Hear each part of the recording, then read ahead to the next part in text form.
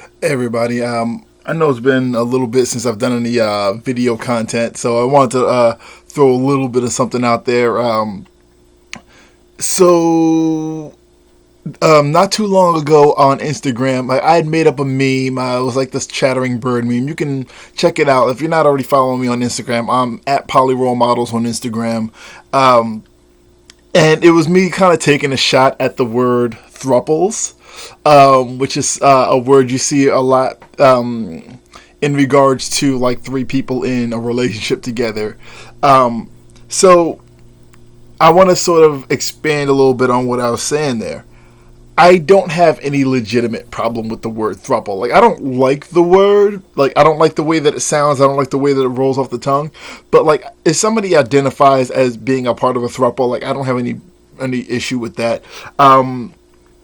My problem is that like it's a word that reads very much as an outsider thing. It reads as a word sort of championed by outsiders. It reads as a word that monogamous folks and monogamous media, monogamous onlookers would use to make polyamory easier and more palatable. It's a cutesy name for them to brand with our stuff.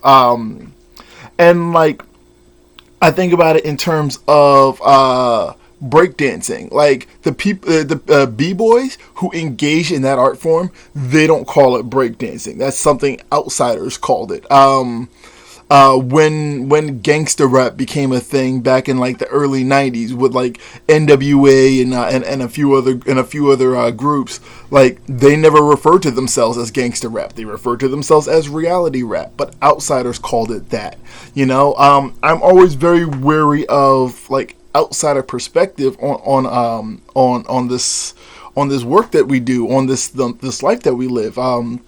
If you like any work that I do is always like I'm not trying to catch the eye. I'm not looking for respectability politics. I'm not trying to draw people into our world. I'm trying to validate the people who are already there, or the people who are seeking space or validation and resources and community within our polyamorous spaces. Like that's who I'm speaking to. I'm not speaking to, I'm not looking to get acceptance from monogamous folks. I want polyamorous folks to feel like they've got a place where they belong. When outsiders are in control of our representation, we don't always get the best representation. A lot of times, our representation ends up being problematic. Like when Showtime had that married and dating show going, where they had to like break up the relationship drama of the show with softcore sex scenes. I'm like, that's not what we need. That's not what we're here for. That's like that's not a good look for us.